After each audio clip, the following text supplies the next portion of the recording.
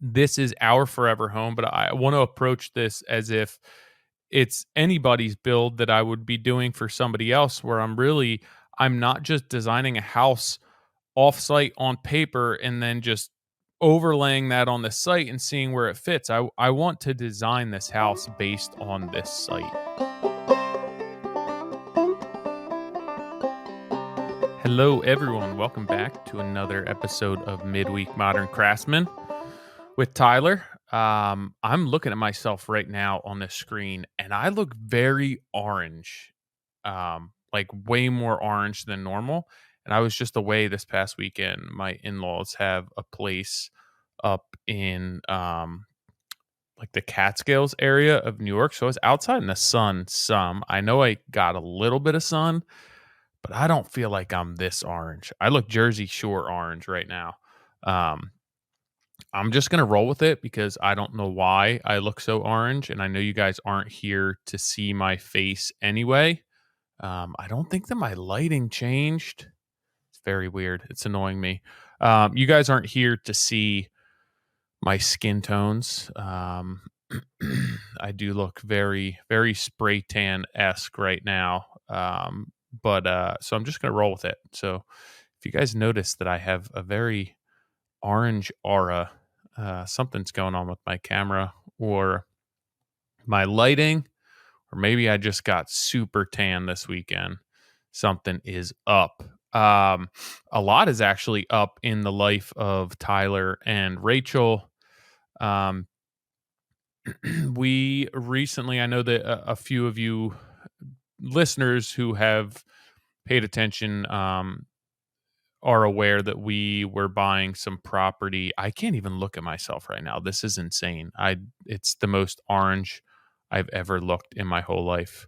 Maybe I have to change the um lighting on. Maybe it's just too much of an orange hue right now, but I don't think that I messed with it at all.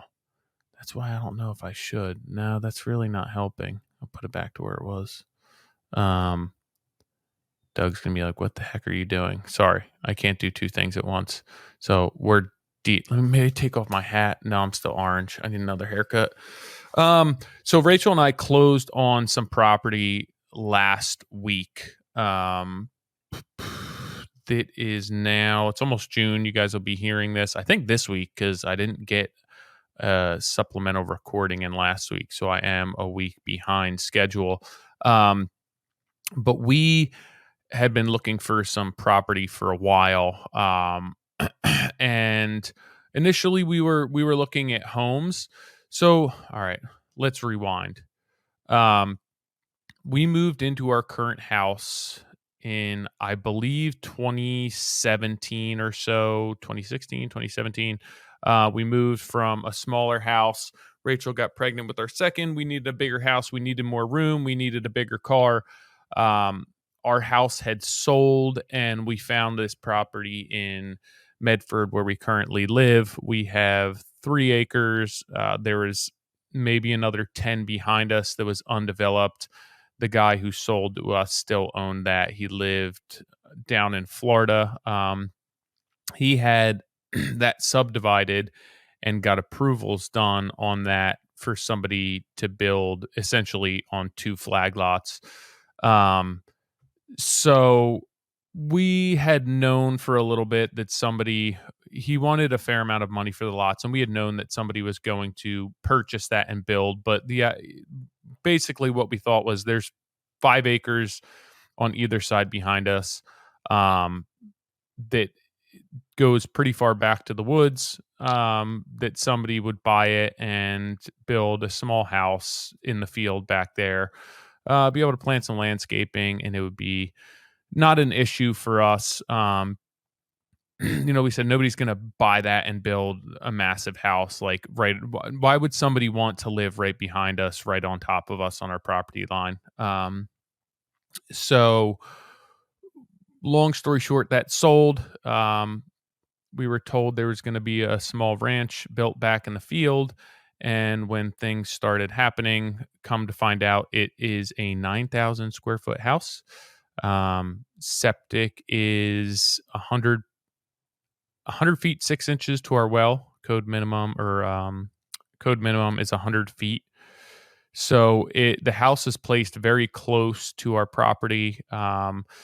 They built it on grade and then brought in probably 200 to 300 trucks of fill and brought the grade up behind us 10, 12 feet. Brought a driveway and raised that up about 6 feet.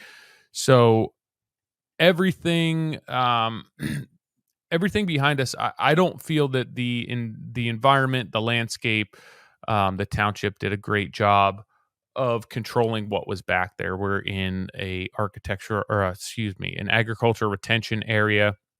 There's all farmhouses around here. There's a ton of green space. There's not a lot of flag lots. And the fact that they approved everything that they approved, and then this massive house got shoehorned onto a lot. It's so big that you can't fit it side to side on the lot with the required setback. So like they designed this house and then just turned it 45 degrees so that they could fit it within the limited disturbance area, and they just maximized what they could build back there. And I nobody took into account what was here, what was there, our neighbors' farm fields that are over there, the way that our house was designed, and the height of our house, and what type of screening and everything else could be done, which is fine. A lot of people live in neighborhoods and they don't have an issue with it.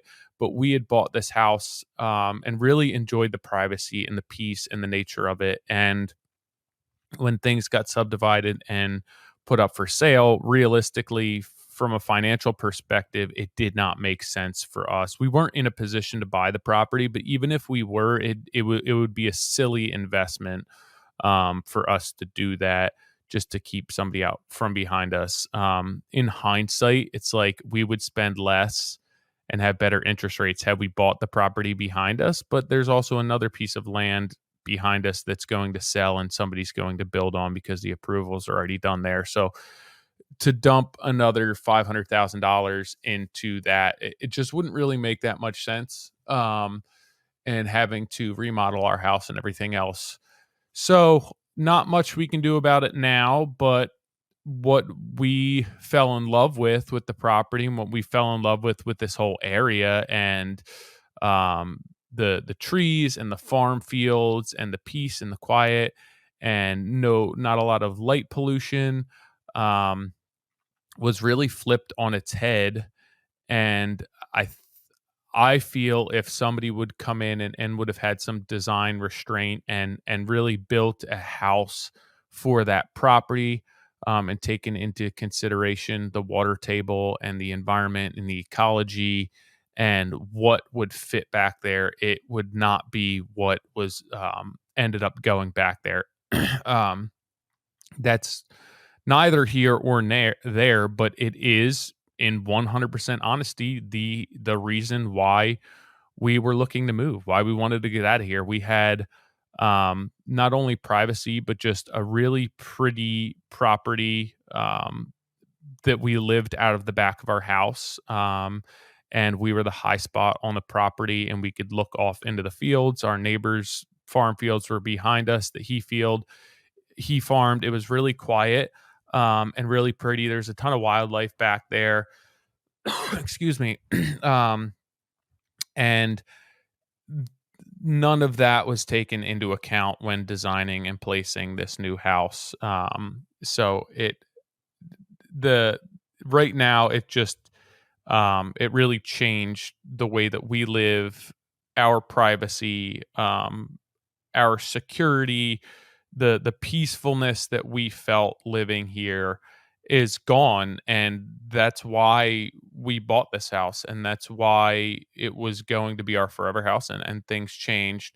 So we started looking. When all of this happened, we found out that this is the size of the house that's going back there, and the type of build, and where the money was being spent. It really was just on the house and not to make anything blend in with what was around it. So we decided that what would make the most sense would just be to move, to cut our losses and find something new. My wife wanted to keep the girls in town. I still can't believe how freaking orange I am. It's driving me nuts. My wife wanted to keep the girls in town, Selby is in 4th grade going into 5th grade. Selby's in 1st grade going into 2nd grade, so they're relatively involved with athletics and planted within their school system, and we had considered possibly putting them into different elementary schools, but not moving them out of Medford entirely. But we really couldn't find what we needed. And the problem was we have a really good interest rate because we refinanced. The interest rate will be more. We'd be buying at the height of the market. And everything that is built in our town, when you move out of where we are towards, like, we're on the border of Morst or Medford and Mount Laurel. So we're actually closer to Mount Laurel. Most of Medford ends up being in like the pine lands. And when you start moving out there, the houses were, it was just a lot of land that was developed in the 70s, the 80s, and it's not our type of architecture that we like. So it was really hard to find stuff, a lot of developments, newer construction, just not, it's not a knock on our town or people who live there, but I prefer more traditional details, and the style of home wasn't quite what we wanted, so we were going to be making a ton of compromises. And even the homes that were remodeled, I just didn't value the remodels because they weren't necessarily our aesthetic or done the way that I felt they should have been done for the caliber of the home. And I couldn't, it seemed like a bad investment on our behalf as far as equity goes, because I knew even though somebody had updated it, it would have to be redone again. So I felt as though we were investing money into something that somebody else would value that renovation a lot more than us.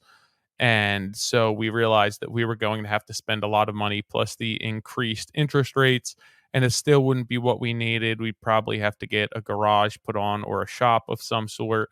And it just, when we looked at the numbers, we were going to be spending a ton of money, and it didn't make sense. So we'd always had this pipe dream that we would buy land um, and build. And it was always something, I guess, that in a perfect world would be great, but we didn't know how we would make it happen. And the land that was out there, a lot of our area is heavily wooded, so you'd have a few $100,000 in clearing the land. It's really difficult to develop in the pine lands unless you're building a huge development where you have a ton of investors or money and you can go and fight against the EPA and the township to get all your approvals done. You just need a lot of backing and a lot of politics to go with that. And it's tough to do.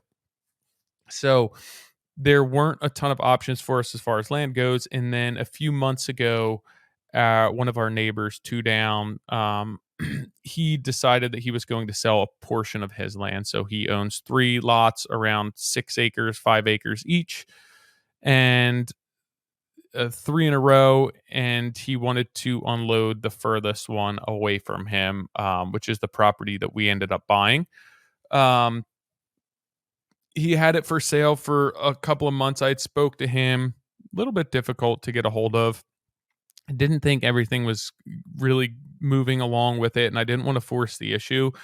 So, um, I guess a couple of months after I reached out to him, I heard back from him asking if we were still interested in this property because he had a builder who was coming to him, who wanted to buy that to build an investment property on and then get rid of it. And he didn't want to do that.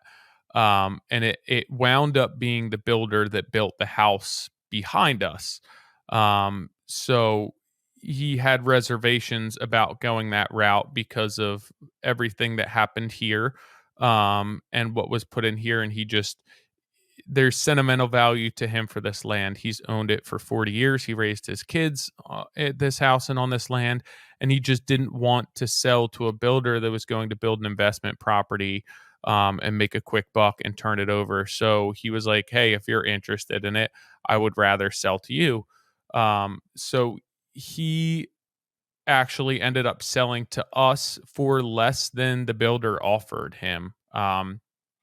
Because he understood where we were coming from, what we wanted to do, and he wanted to see it go to our family and be able to create a really timeless home and a place that we'll end up raising our kids and living as that forever house. So it's 6 acres. Right now, where we are, in my blog post, I did northeast southwest, but for you guys listening, it'll be easier if you were looking at the front of our house. Um, to the left is our neighbors Matt and Carla. Shout out to Parker. Parker's always asking to be on the podcast. He is in Selby's grade.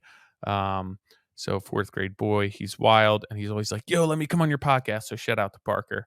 Um, they live to the left of us, and then this property is one to the left of them. So we are essentially right now, if they're to the left of us, we are leapfrogging them, and we're going to be neighbors instead of on the right side. We'll now be neighbors on the left side. Um, excuse me. Um, so this is 6 acres. The front two is cleared for the most part already. There's a few trees on there.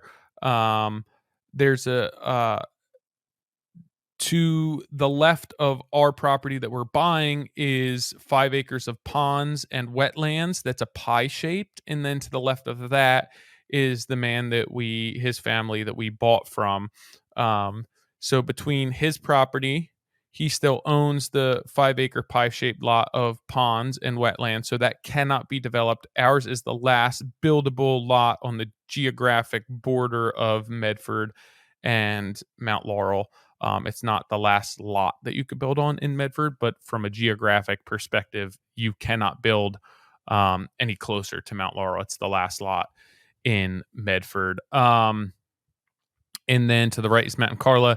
And then to the front of us is the road that we live on. He years ago was going to build a house there himself. So he built a huge berm at the road that really blocks the road noise and gets us off the main street. And he planted trees on there. So it's very private, even though we're on a busier road. And then the back 4 acres is actually deciduous wetlands.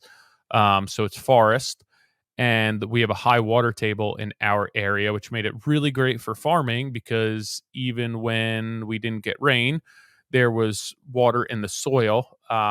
So it's one of the reasons why they built the farmhouse in this area, the house that we live in, which was the original farmhouse for this whole area. It was on the high point in the road, and then the lots behind us and to the left, the grading and the groundwater was a little wetter. So they would farm all those areas, and the house was up front, so it didn't have groundwater issues. Um, so behind that property is an additional 60 acres that runs behind a bunch of other properties that somebody down the street owns. That's all wetlands and can't be developed as well. So we found this property that has 2 acres that's able to be developed, and we have a limited disturbance within there based on wetlands delineation and property setbacks. Um, and 4 acres of just forest and woods. That's really pretty and really private. There's a walking path through there. Um, and it's two houses down from us, and right on the Mount Laurel. I keep saying Morristown. Mount Laurel and Medford border. So we closed on that the end of May. I've been in touch with civil engineering.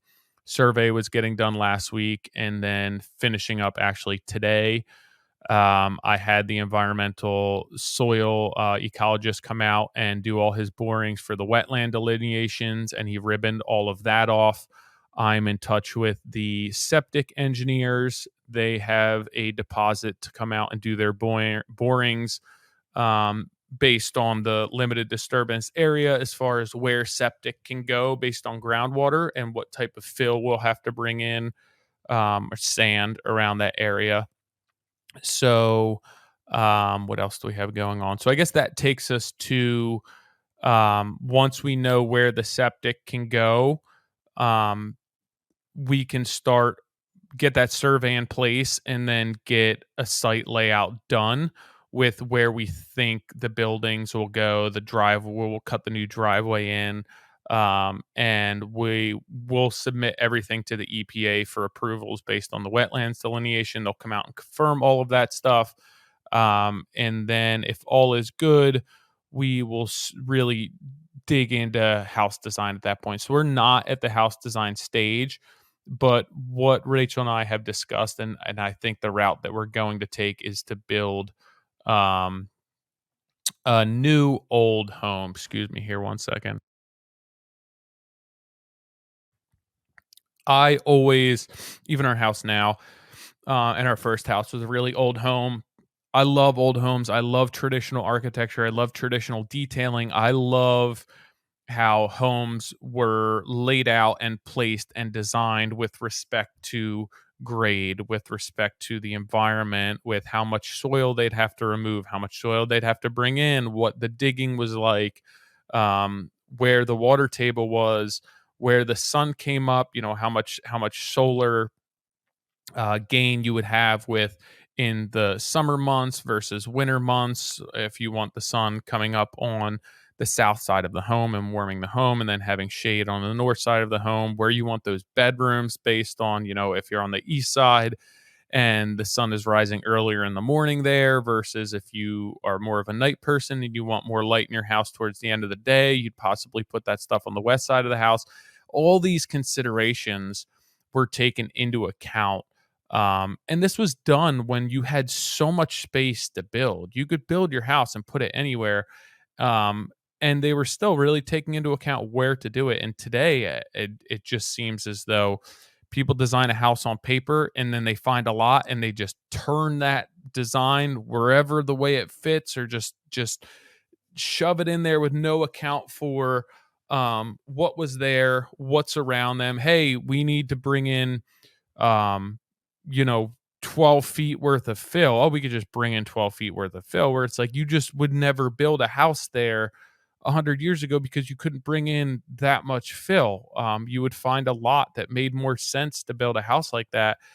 Um, and I think that that's something that I want to do with this lot. Is I want to spend some time over there. I want to see what it's like in the different seasons, where the breeze comes through, where the sun rises, where there's shadows, how the lot plays out when it rains, and really design and place this house. We could put it anywhere that we want. We have enough space, and within the limited disturbance, I think we have basically 8/10 of an acre that we could place everything and move this around on this 2 acre clearing.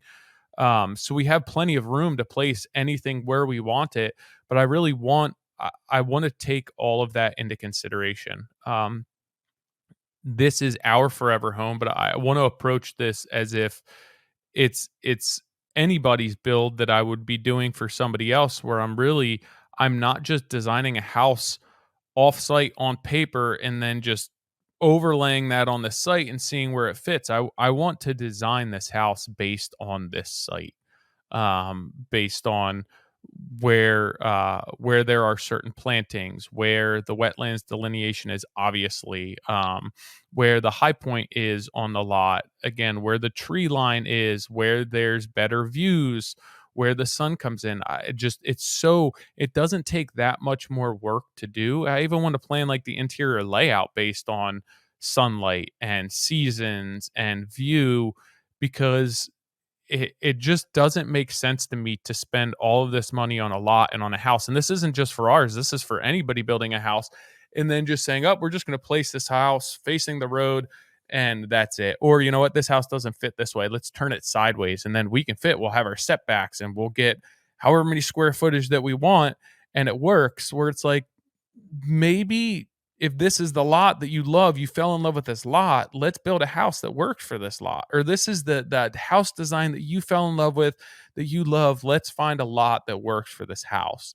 That's, in my opinion, the right way to do it, and that's what I want to do.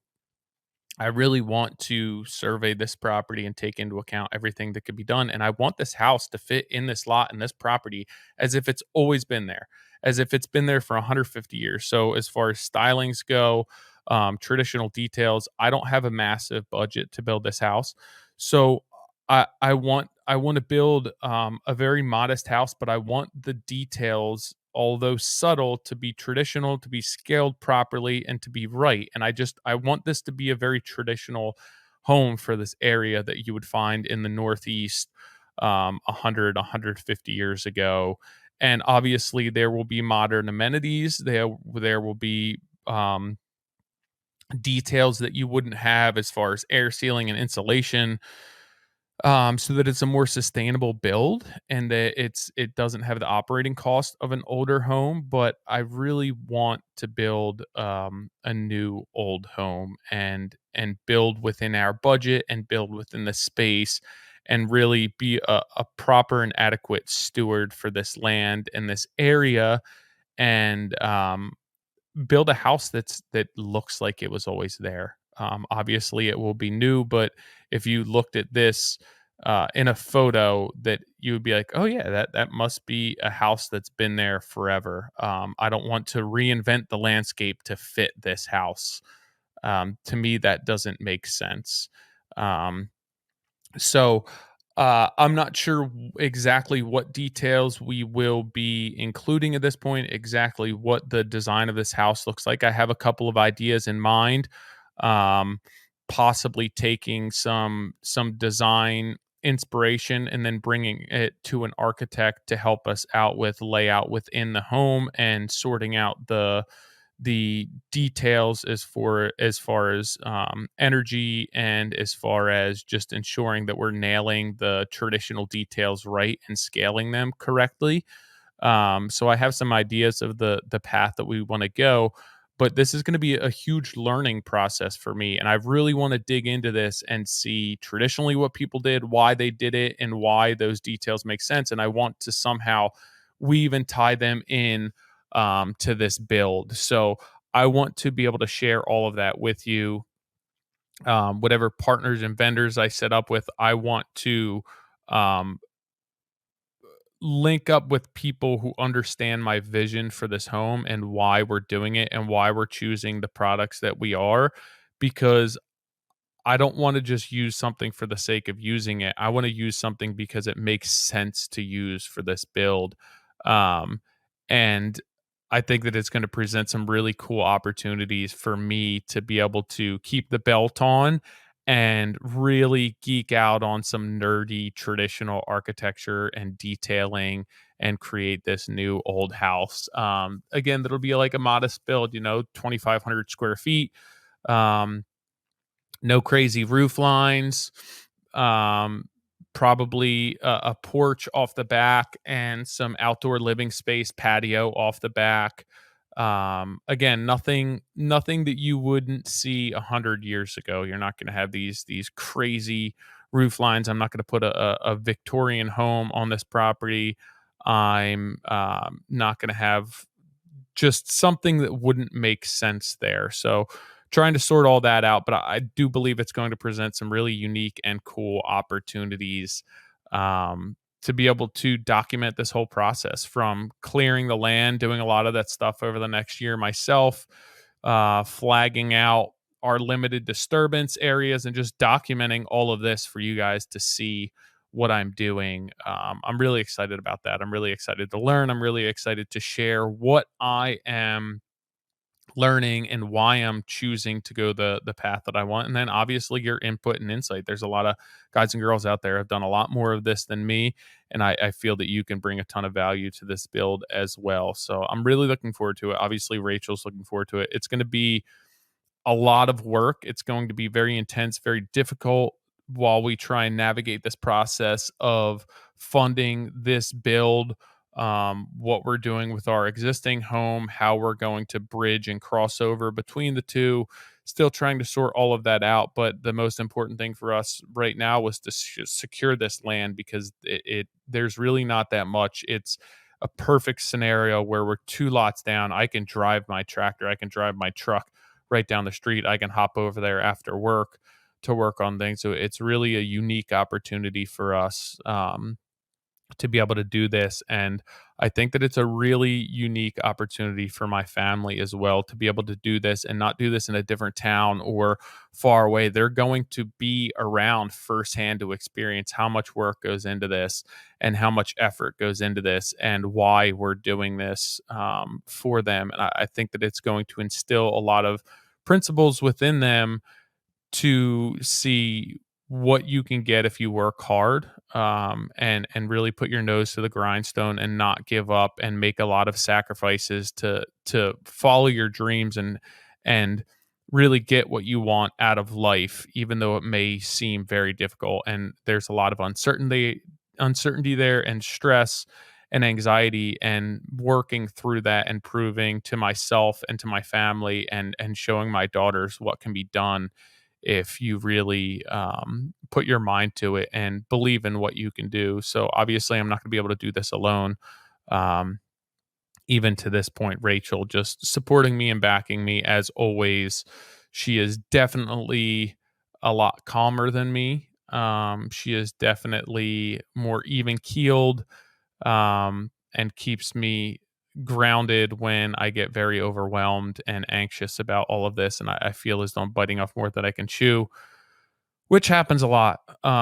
So thank you to her for really making me believe that we can do this and being willing to get scrappy with me and get scrappy with the girls to make these dreams come to fruition for us. So I'm happy to have you guys along. If there's anything specifically that you want to see on this build, or if I'm detailing something that you're like, hey, can we do a podcast on this? That's another huge benefit for this for me, is to say, hey, on a weekly basis, I'm going to have so much content to be able to do podcasts about and blog posts about and involve you guys with, and hopefully teach and explain what I'm doing so that it can help you guys and girls if you ever take on a process like this yourself. If there's something to learn, I'm not just going to wing anything. If I'm doing something, I want it to be done right. So hopefully I educate myself enough or bring in a professional network of people who can help walk me through this and hold my hand and show me the right way to do things, and then share that with you guys, because there's no sense in keeping that um hidden or secretive. I'd like to share as much of that as possible with you guys and girls. So if there's anything you want to see specifically, shoot me an email. It's tyler@trghomeconcepts.com. If you have ideas for architects, designs, anything specifically that you want to see, tools that I'm using, how I'm going about this approval process. Again, a lot of this is new to me, and it's not an easy site to get approvals on because of EPA and wetland delineation, and no approvals on the lot right now. So going through all of that is a learning experience for me, and it's been relatively easy so far, bringing in people who know what they're doing and are specialized in this type of stuff. So any of that stuff that interests you or you feel is coming up on the horizon that you want to know about, shoot me an email. I'd love to start creating the content for this. And I'm excited about this. I'm scared shitless, but I'm also very excited about this, and I'm excited to walk this path with you. That I have not been this excited about work and things that I'm doing, because I've been doing a lot of the same stuff the past few years, and I don't feel as though I've had a ton that I've been doing that's really been different, and I haven't been pushing myself and learning as much. And this is definitely going to be an opportunity where I can push myself outside my comfort zone and do some more learning and sharing with you guys. So if there's anything, you need from me, let me know. In the meantime, as always, thank you for the support, the love, all the DMs, the emails, the ideas. Thanks to our partners, Anderson, Builder Trend. Without you guys, we wouldn't be able to do this. So make sure you check them out, endorse them, patronize their businesses, check out their products, check out their websites. This podcast would not be free if it weren't for them. So definitely make sure that you give them a shout out, check them out, and I will catch you guys on the next week of Midweek. Thank you.